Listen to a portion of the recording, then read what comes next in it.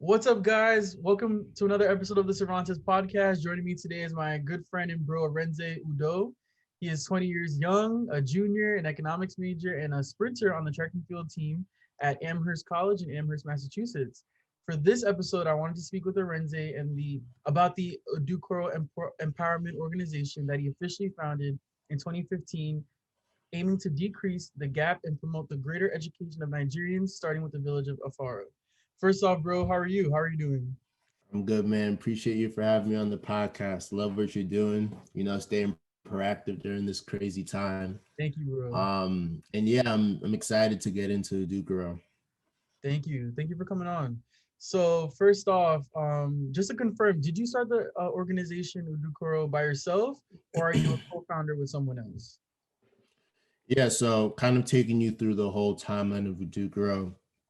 Um, Obviously, like I'm Nigerian, and my entire family comes from Nigeria, but I was born here, Okay. and my parents have always made it a priority to kind of stress the importance of like my culture and my background and just my Nigerian roots. So every year around or every other year around Christmas, we'd always like fly down to Nigeria, see family, and just for me to get a sense of like how they grew up and everything. So in 2008, I went back, and I must admit, at 8 years old, I'm like only obsessed with video games and like watching Right. TV. So going back, I had a complete culture shock because like, the power is faulty. Like I don't really got Wi-Fi like that. It's super hot, and I'm not too familiar with the language Igbo. So like I'm kind of this kid who's there just like so out of touch with the reality. And I'm just like Right. I can I'm like relate to that. bro, I want to go home basically. I can But relate to that. yeah, but I mean the one thing that kind of made the trip worthwhile was this this Christmas party that my grandma put together. Okay. Basically, my grandmother would host this event in her family compound where she just invite all the kids in the village there, and it'll be like, food, celebration, an MC, a DJ, everything like that, just a way to celebrate the Christmas season. And my brother and I, we'd go down there and we'd help her organize everything. Like we helped set up the tents and make the Wow. food and all that stuff. Just it was just like for us being so new and so unfamiliar with our environment, it was just a way for us to to help out and feel like a part of the community. So that on Christmas we had the celebration, and it was super. It was awesome. Like it was really successful. A lot of kids were there, a lot of good vibes and all that good stuff. And so that was like my highlight of the trip. Like despite all the difficulties that I originally came to see Right. with like the electricity and everything, like that was what made the trip worthwhile. So I go back and obviously got to go to school again. I get older, start learning more about my culture and talking to my grandmother about Nigeria and just ways we could expand on really affect and change the community, because the Christmas benefit is a good way to like just promote community development, and we also give back like toys and school supplies during that day. But we kind of wanted to make it like a more consistent event. And so in around 2015, after a lot of brainstorming and more iteration, we came up with like more projects and officially launched the Udukoro Empowerment Organization. So Wow. addressing your original question, the Udukoro Empowerment Organization started with like my grandmother's Christmas benefit. But as I grew older and kind of was able to take on more responsibility, I kind of joined in on her as a co-founder, and we really tried to like launch this and make this an official initiative to kind of garner more support and really grow what we're trying to do. Right. And Udukoro is a nonprofit organization. Are you guys specifically only helping out the students in Nigeria of the village of Faro? Is it just students that you're helping out specifically, or is it like everyone that's Yeah, going to school? Yeah, so the mission of Udukoro is to provide academic and material support to economic challenged students living in the greater Umwaya region. But just given, given our focus over the past few years, we've specifically dealt with the village of Afara, which is where my family's from, where my grandmother currently resides at. And Okay. with, hopefully what we're trying to do in the next few years is build a strong support system to kind of expand to other villages within the Umwara region, which is located in southeastern Nigeria. So yes, we're specifically focused on the village of Afara, but as we continue to grow and continue to expand our initiatives, we hope to spread out to more villages. I think that's really dope. It's important to, empower the youth, which is you guys' motto. So that's For dope. sure, for sure, How yes. many times did you get a chance to do the annual Christmas benefit to reward the children you're helping out? Yeah, so in sort of like in my original backstory, the first time I really helped out with that was in 2008. So I was like 8 years old. And then ever since then, I've been going back every other year. So let's see, that's about 3 or 4 times up to like the recent pandemic. Obviously, that changed a lot. Right. Um, but yeah, so it's been a handful of times that I've gone back, and that was really my main role initially because we're specifically based out of Nigeria, and growing up through middle school and high school, I'm spending most of my time in school, like doing homework and everything. So that was the main way that I could really contribute to the organization besides handling everything on the website that we made. Um, and as I went back and got older, I had more responsibility. So I was able to organize events more and, talk with getting entertainment and all those good things. So yeah, it's been a handful of times that I've gone back to help. Okay. And without like the pandemic going on right now, you would probably be there like over the summer or maybe like during Christmas break to like help out with Udukoro, right? Yeah, I was supposed to be down there in March, actually, in March of last year. And Oh wow, okay. Right when it yeah, started.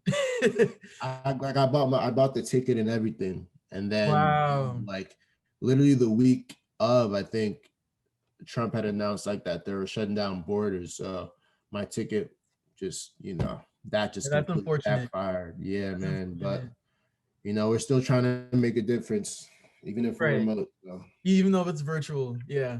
yeah. How was the African Festival of Boston back in August of 2019? How did that go? Yeah, so backstory on that.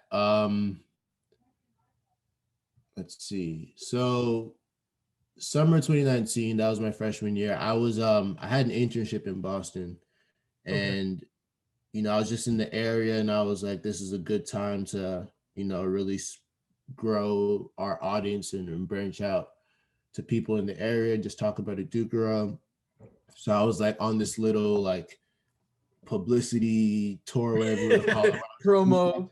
Yeah, promo tour, reaching out to different outlets and just trying to spread the message and let them know what we're about. And I stumbled upon the African Festival of Boston, which was something that they had done in like the Boston area where they just had different organizations or different, it could be like a nonprofit or for profit come to a central area, and they were just kind of promoting their brand and garnering support, and just it was open for the general Boston public area. So I figured this is a good way to just kind of make our stamp and try to again garner a big audience and grow support. So I called my aunt up and I told her about the festival, and my grandmother was coming back from Nigeria at the time. So they both, made the trip down to Boston, and we kind of set up a little tent, and we had our little flyers just talking about Udukoro. Right. And to, start the fundraising process, my grandmother had brought back clothes that were sewn by by women in Afara who, were skilled in trade by like sewing and things like that. So they came um down to Boston. They made the trip down to Boston, and to promote the organization, my grandmother brought back a couple of clothes that were sewn by women in Afara, just so people can, you know, buy into like something that we're doing to kind of help promote community development and have something to show for it. So we sold like children's clothes specifically because we specifically focus on children. and their academic development. Right. And you bought a piece of clothing, you bought a little outfit, you got a little flyer about Udukoro, and that's how we started to build like an audience, because people would write their emails down, and then this email Spreading the would later be rumor. used, exactly, just like like branching out our audience and starting the newsletter, or giving people monthly updates about what we're doing.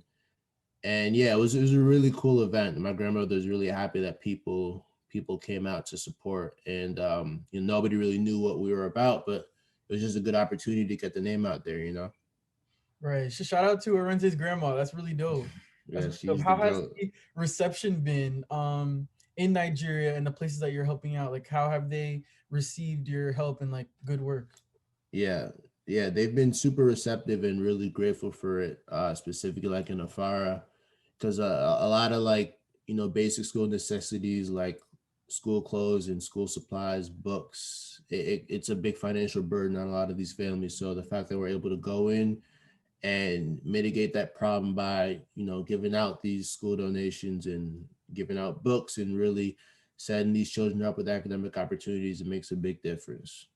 Right. And the clothes and supplies that you sell with Udukoro to help fundraise, where do they come from? And do you and your family make it yourselves, or is that something that you get from someone else? Yeah, so the clothes and supplies, um so yeah, originally the school clothes and the school supplies were just family donations, because like I said, we started in 2008, but we didn't become an official nonprofit until 2015. So we'd originally just ask around family, friends, family, just for clothes and school supplies that they could just lend out, just for us to make a difference in the community. But once we became like official, I guess, Okay. we started like reaching out to the audience that we started to build. So I when we'd send emails in the newsletter, and we just talked to the connection that we started to make, people would be more generous in specifically lending out school supplies, like book bags and notebooks, pens, pencils, all those necessities that you know primary school and secondary school children need to go to school and really Like Excel. maximize, yeah, excel, and just basic school materials that every kid should need. um so yeah, basically we started off just with family and close relatives and friends, and with the progress we've been making, we've been able to like build an audience where we can usually ask people to lend out a helping hand, and they've been pretty gracious, so I'm thankful for that. That's dope. Like through donations and stuff. That's dope. Exactly. Udukoro Empowerment Organization has five main initiatives. The Udukoro Christmas Benefit, Udukoro School Donation Project, the tutoring service, and the library donations. So talk to me a little bit about those and like why you wanted to enforce that. Yeah, so the fifth one actually is also the scholarship service that we have. So the first one, the Christmas benefit, I kind of explained how that goes. That's like something that happens once a year. Just a way to celebrate the Christmas season at the end of the year, but also give back to the community by giving some of those clothes and school donations that we receive throughout the year. But the school and library donations are specifically with Union School of Fara, which is the main primary school within the village, and the Aquano Community Library, which is one of the main libraries within the village as well. The village, it's not the smallest, but it's not the largest, but it's small enough that everybody kind of knows everybody. Okay. It's pretty close knit, so a lot of these institutions are like the main area where a lot of the kids will go to school, or go to the library and things of that nature. So just giving out to those institutions, and again mitigating those financial burdens by supplying them with books and supplying the school with like chalkboards and desks and things like that, it really makes a difference. So that's the school and library donations. The tutoring service is something that we launched in 2017, and basically how it started is we take like a handful of kids in specifically in union school and primary school who weren't really doing the best, like their academic record wasn't the best in the school, and we tutor them in math and reading like 3 times a week. And it would be like Great. after school, like we'd go in and we'd have volunteers, help us out and just give like that additional tutoring just to, help them and give them the extra attention that that they needed to kind of get on the same level with the other kids in school. And then lastly, the scholarship initiative was something that originally it was need based. So there would be a couple of families that came out and came to us and kind of told us about their situation. And again, this is when we were pretty small, not really, we didn't really have like a huge following, so we were able to like give individual attention to some students Okay. who like couldn't afford like a proper education, or they couldn't afford like to go to school, or like With everyone just else. the yeah, because everyone else had the finances to do so. And so yeah, it was like a need-based scholarship, but moving forward we're trying to make it merit based, so that way like we can kind of provide like those who really excel within a fire the academic opportunity to pursue like higher education at the college and university level. And COVID's kind of slowed things down, but once everything starts to return back to normal, we can kind of get a start on that. So those are like the five initiatives that we've historically done. Okay. Moving forward, hopefully we can keep that model. But with COVID and everything, we're probably gonna have to pivot things a little bit. But as long as we're kind of giving those academic opportunities to a fire, we know that we're doing the right thing. Right. Because once we get outside, I'm sure Udukoro can keep doing what you guys are doing and help the people.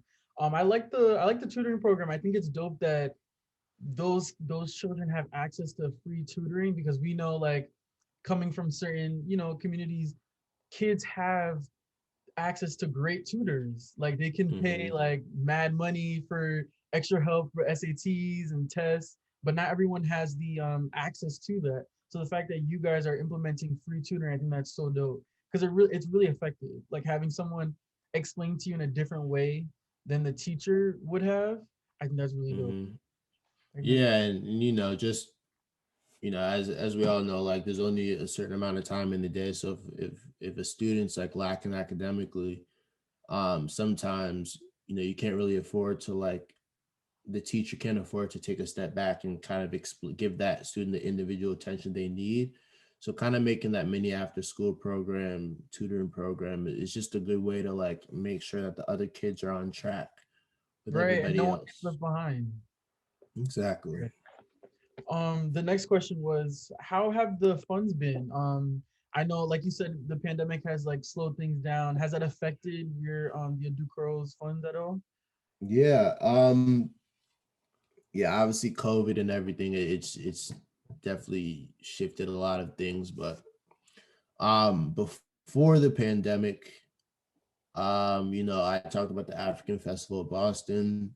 We're able to like sell those clothes and start building that audience.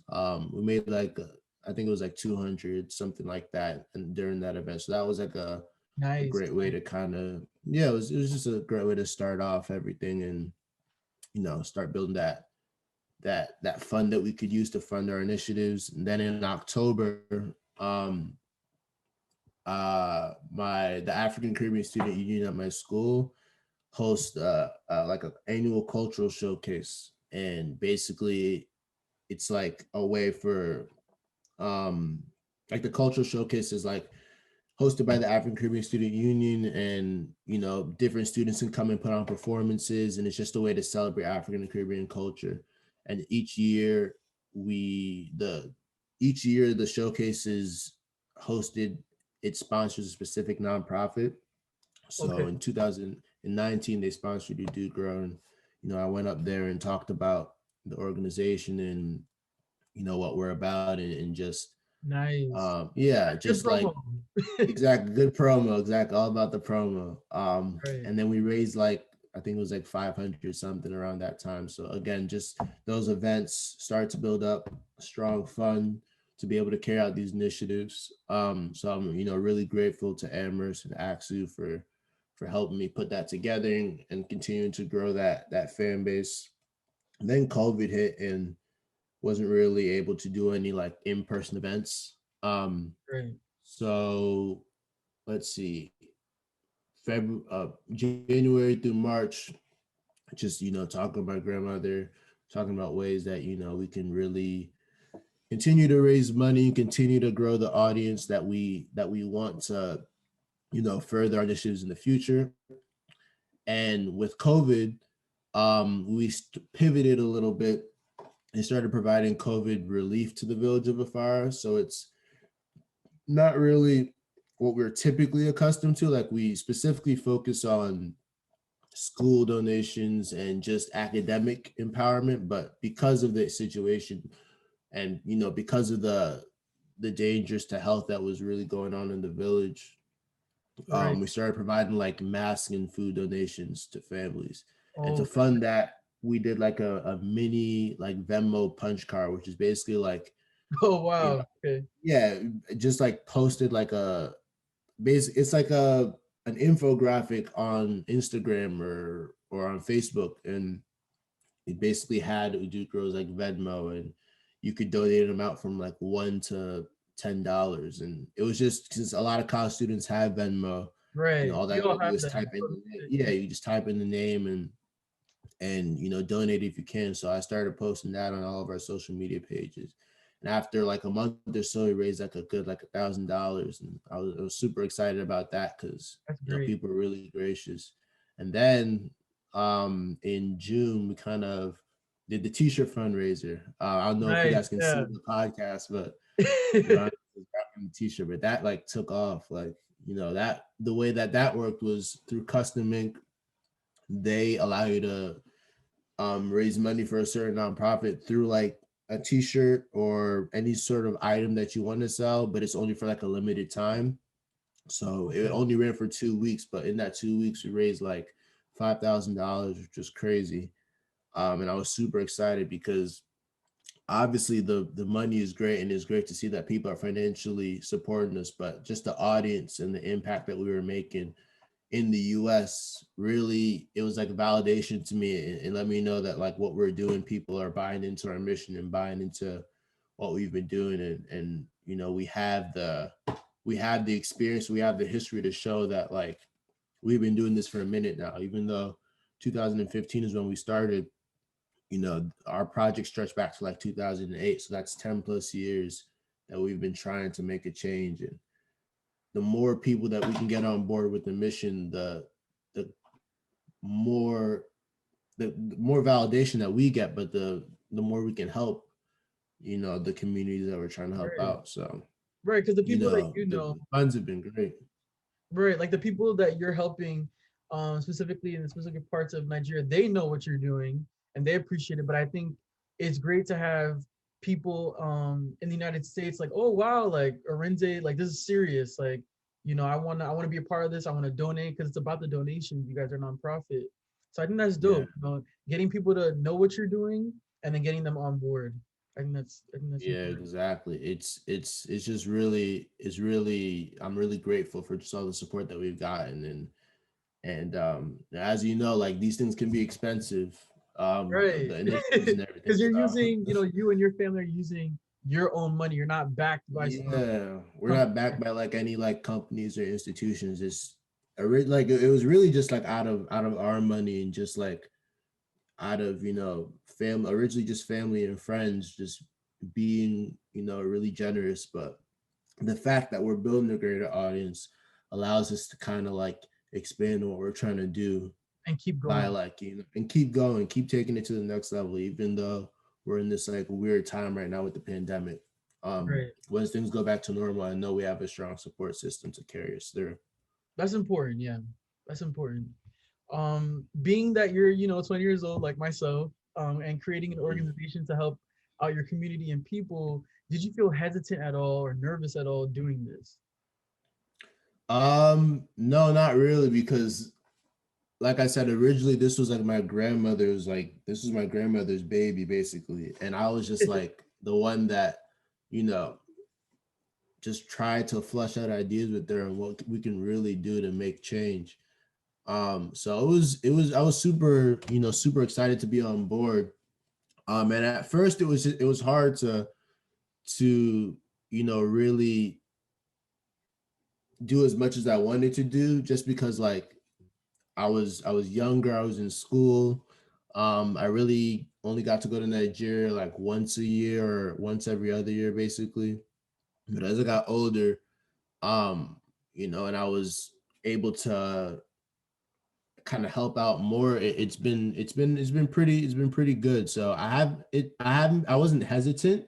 I just didn't I wasn't able to help out as much as I wanted to at first. Okay. You know, as I've gotten older and kind of, you know, 20 years old, kind of looking at adulthood at this point, it's like become a Right. priority for me.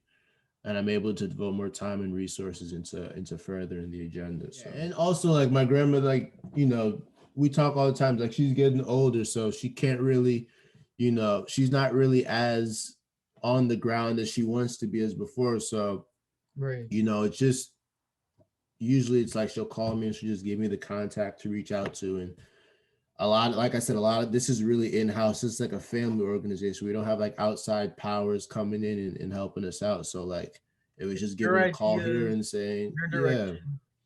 Yeah. exactly. So it, and I haven't taken like a class for any of this as well. It's, you know, it's really just It's learning by impressive. experience. Yeah, it's a really good experience, man. I think it's like it builds character for sure, and it helps you. It's helped me understand like what I really value in life. You know what I mean, and what really is important to me, and what gives me like a sense of joy. So it's been a great journey, man, for real. That's dope. That's dope. Like I feel like I was a little I don't think I was as confident as you are starting this podcast, to be honest. I was kind of nervous. It kind of went Mm. from an idea in the summer to like an Instagram live kind of thing. And then it's like, you know what? let Take me that leap. let me take that what I've done and let me speak Hmm. to a greater audience and put this in like people's hands, and have people listen to this because I have ideas and conversations and friends, and I really want to support small black businesses, small businesses of color, because I think that it's not just the people said that a lot in the summer, but I actually want to do it. Like I want to put Yeah, yeah. Like actions speak louder than words. right. And I think that it's so Yeah. dope that there's so many black businesses out there and so many small business out there, but the fact that you're so young and you're like taking the lead on this, I think that's, and like I know you, that's so impressive. That's so impressive. So yeah, I Yeah, appreciate man. I know. I like I told you in the beginning, like I really like mess with what you're doing here with this podcast because it's so easy. Now, I was saying this a lot at the beginning of the pandemic, but it's so easy to kind of like just sit on our hands during this time and kind of just like, go you on know, become Instagram, keep on complacent. there. And yeah, but it's like things like this, like really being proactive and just like getting your voice out and really trying to find that inspiration and expressing that in whatever medium, like in your case is the podcast. Like it just helps with just keeping your spirits high and just growth during this time. So like Right. I really like completely respect what you're doing for sure. I appreciate that. I appreciate because I think sometimes I watch certain talk shows and TV shows, and it's like they're not saying what needs to be said, and I want to Yeah, say what I want to hear, and nah, have for and I sure. don't want to just talk to myself. I want to have conversations with other people so like they can chime in. I'm not just talking to myself. Yeah, So yeah, I definitely, think that's man, 100%. great. My next question was, what have you learned about yourself or others in this journey of yours doing the good work for the people of Nigeria? Yeah, man. I think that's a good question, actually. I guess about myself, I I really growing up, like being Nigerian or repping Nigeria and everything, you kind of saw like a shift, man. Like it was like in second grade, that's when I first went back, but like through elementary school and middle school, like I'm not gonna say like it wasn't cool to be Nigerian, it wasn't cool to be African, but like nobody was really jacking it like that. It was kind of just like, I just spoke about this on my last podcast. I just yeah, I peeped that episode, but I'm not gonna lie, I did right. peep Like that episode. everyone, you But know, is it was making just fun of. Yeah. yeah, making fun of it was just like, oh, he's African, like blah blah blah. Like, but when I got to high school and started really finding myself and like Udukoro really started to take off, I really enjoyed just like the Nigerian background that I came from and just like a lot of the cultural values and customs that I grew up in and Udukoro really helped me find that or really helped me like capture that passion and express it in like a real way or like a real form. And it kind of manifested in like just helping out the community and just helping out where my roots led. So just like tapping into my Nigerian identity and you know drawing a sense of pride and a sense of passion for being Nigerian. It's been great. I think everybody really just wants to be a part of a community and everybody wants to like, like that identity thing is real, especially, as you're growing up as a younger person and trying to figure out just how like the world works and like where you fit in and everything. Right. It's good to know that I have like a connection that's like real and a connection that I can, help through in like a real way, like I keep saying. So definitely building on that Nigerian identity. That's really what I've learned from this. And yeah, in terms of like what I've learned about others, I've learned that like if you're true to like yourself and you're true to what you say you're about, you're true to your identity, I think others will pick that up and respect it and want to help as much as they can. Whether it's Yeah. from like the t-shirt fundraiser, or just like the audience that I've grown, like a lot of people, I'm super grateful for like the amount of Udukoro has grown and the amount of people who have bought into the mission. And I'll read like DMs and I'll read emails and people are just like I keep hearing the thing that like, I'm really happy that you're trying to make a difference in like a community that you're a part of and something that like you have like a personal connection to. So I think people really respect that personal connection. Um and just being authentic to like where you come from. It's all about authenticity. I've found. So That's really that's like dope. yeah. I think That's really those. dope. I think sometimes people don't like when you have a nationality or a culture, sometimes people don't feel connected if you don't speak the language, if you've never been there. Like for me, like I can't speak patois, and I don't really know Spanish that well. But I feel like my family has been so like my family's super Jamaican and super Puerto Rican, so it's like I have no choice but to fall in love with the culture and embrace it. But I think that what you said about I feel stronger with my identity because of what I'm doing with Udukuro. That's dope. It kind of inspires Yeah. me to like, hey, maybe I could do something for Puerto Rico and the hurricane. Maybe I could do something for Jamaica and like, everything going on there. Like that's Mhm. really inspiring to like help out your people. That's what it's all about. And you don't have to, I think it's important for people to realize like you don't have to be famous or rich to make a difference. Yeah, and like yeah, I totally agree, and I don't think like people should do it, with aspirations of becoming like famous or becoming rich. Like that's when that's when you're not becoming, that's when you're not being authentic, and that's when you're not trying Yeah. to Yeah. follow like your true path and everything. So like this, like at 8 years old, like I didn't have IG, and 15, I didn't really have social media like that. So I was just doing this out of like the kindness of my heart and everything. But And you genuinely I care. yeah, I generally cared. And as I got older, I was like, this is just something that's regular for me. So taking this to the internet and taking this to social media, it's just, it's not going to really make it. I'm not going to change the way that I've acted in the past or like trying to like put Right. myself on a pedestal. Like, oh, look at me. It's just like, it'll Or be like it's so, just for a resume. yeah, Like, nah, yeah, it's like bigger than that.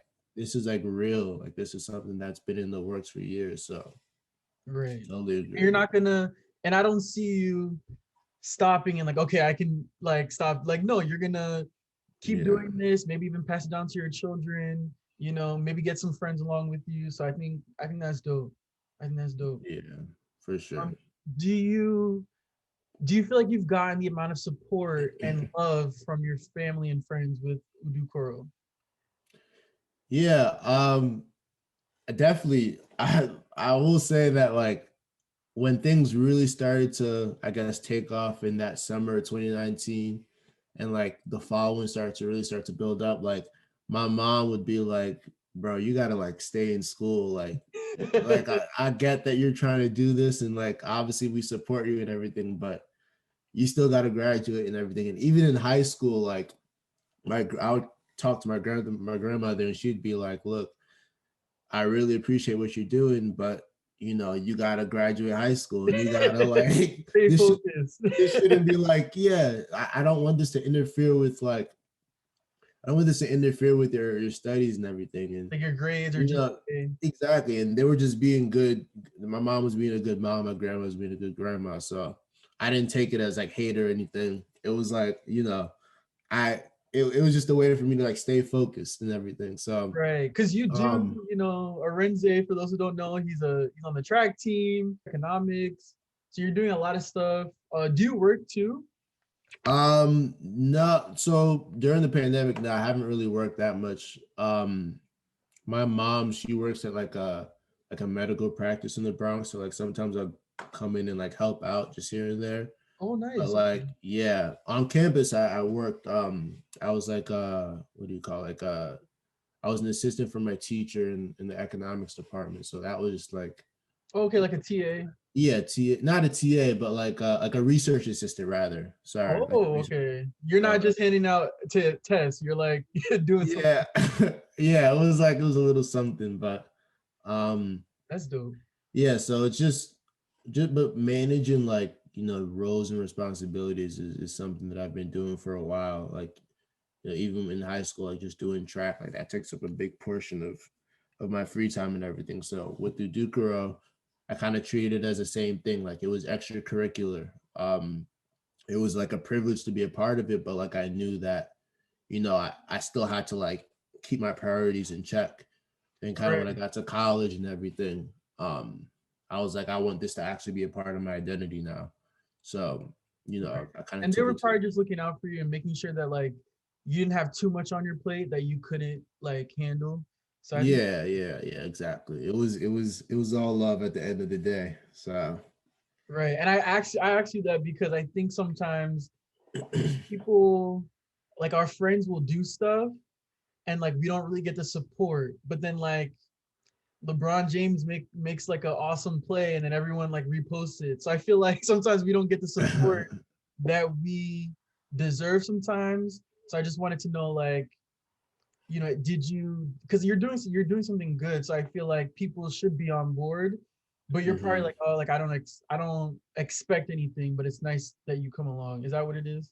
yeah, yeah, basically like um yeah, it's basically just like that. Like it's I think there's definitely like a fear factor if you're trying to if you want to start something and you're thinking like, oh, like hopefully I won't get or you're thinking like maybe I won't get the support. I'm kind of scared that people won't really buy into what I'm doing.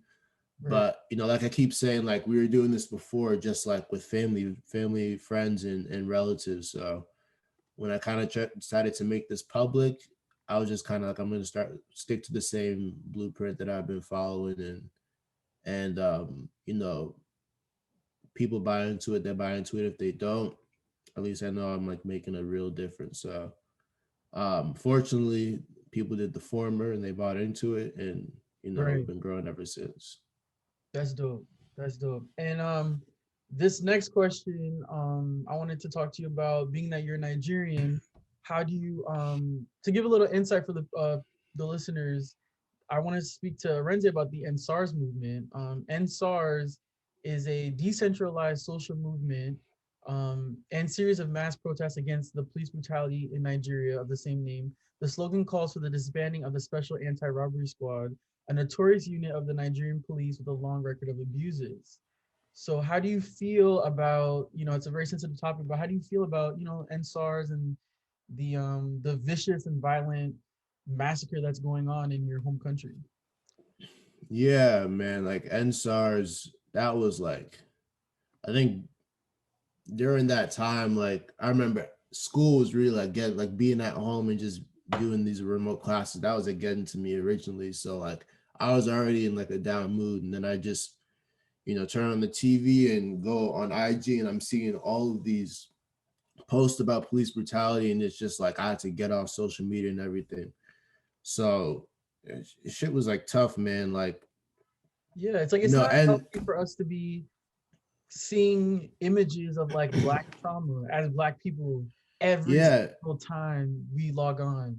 Yeah, exactly. And like this last year was really police brutality was like a big focal point of 2020, like on the heels of COVID. But with SARS, like the SARS unit was originally put in place like in the like late 90s in Nigeria. So that's it a goes back. It's not new. yeah, it goes back. It's not like a new, I guess like in just the heat of police brutality and everything in the US, like it's really got garnered attention, but there's been like corruption within like just like the Nigerian like governmental system since like as far as I can remember, like going back to Nigeria, even like just going through TSA, like when I landed in Lagos, like and them harassing you and asking for money for you to get from point A to point B, or like for you to check your luggage in. It's like there's a lot of dangers, and like when you get out the airport, you're trying to drive to wherever destination you want to drive, they'll have like police checkpoints set up. You'll stop at a police checkpoint, and they'll Ridiculous. kind of be like, hey, you want to get to this point, you got to give us some change. Like it's from the time of the airport to like local life to just everywhere. Like it's a systemic problem that's been going on, and part of it has to do with like the fact that the government doesn't pay a lot of these a lot of these workers that work in like public service. So a lot of these teachers, a lot of like police officers, like they haven't gotten paid, or they've been on strike, or just haven't gotten that like financial support that they need. Right. So when you're not getting that from the government institution that you're working for, a lot of them take it out on like the civilian population. So even though it kind of was brought to the forefront this summer, um corruption specifically from like in the police units and police forces in Nigeria has been going on for like ages. And it's frustrating because it's so systemic, and it's really hard to like really affect change. And that like in the US you see protests, and you see people raising money to support some of these nonprofits that are like trying or raising money to, or signing petitions to try to lobby support, or like lobby changes in institutions and things like that. Right. On October 12th, there were, I mean, once NSARS became a thing, like you started seeing a lot of Nigerian youth go out and like start protesting and things like that. And October 12th, there was actually like it's called like the Lekki Tollgate Massacre. So there was a protest outside in the area of Lekki, which is like kind of outside of Lagos. And basically, it was peaceful protest. People were protesting against police brutality, and the lights were cut off. It was like towards like the evening hours, and like I think over 20 people got killed basically. And they Terrible. cut off all recordings, cut off all lighting, so you couldn't see where the shots were coming from, and it was Like a complete disguising massacre. themselves. Yeah, and the government kind of just tried to sweep it under the rug, like, oh, these were not protesters, these were people who were inciting violence. And it was crazy.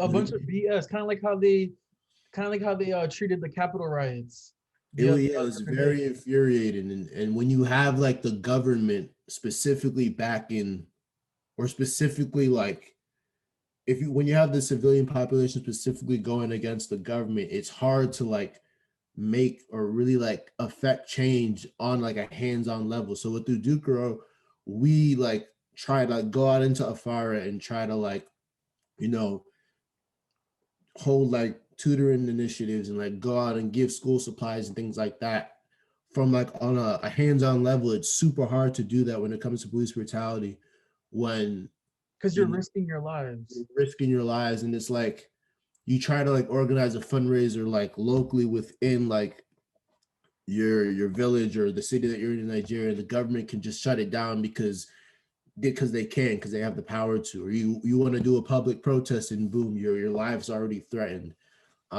So yeah, It's not a quick it's fix. not a quick fix because it's so institutional, it's so structural, man. And Right. um in terms of like what we did, like, it definitely brought attention to it on social media and in our newsletter, and just Right. in terms of like educating people on what's going on and how to donate, and how to like sign petitions and things like that to like make the difference. We definitely try to extend those resources out to our following. And yeah, it's tough, man. Like, it's not a quick fix. It's a super internalized problem that Mhm. it's not. It's kind of like America, where it's systematic corruption, but at the same time with us, it's like racism. Whereas Nigeria, like they're all black, so it's not racism. It's just Yeah, corrupt it's people in structured. power. Exactly. It's hard because it's like I said, like in the US, it's people are getting indicted for the color of their skin. In Nigeria, people are getting indicted just because of how, yeah, just because of like the structure that's in place, And and whatever said because, goes. yeah, and because there's like so much corruption that's embedded in everything, it's hard to to kind of combat that. But the youth has done a great job in really spreading what's been going on in Nigeria on a global scale. So now when you see all these other foreign countries and these other places look into what's going on, then we can garner that international support to kind of help. Um Right. Internally it's hard, but Right. I'm I glad appreciate that, yeah, I'm glad that it was able to garner like the hashtag was able to like really blow up, because that's something that's been going on for a minute now. It's not new news.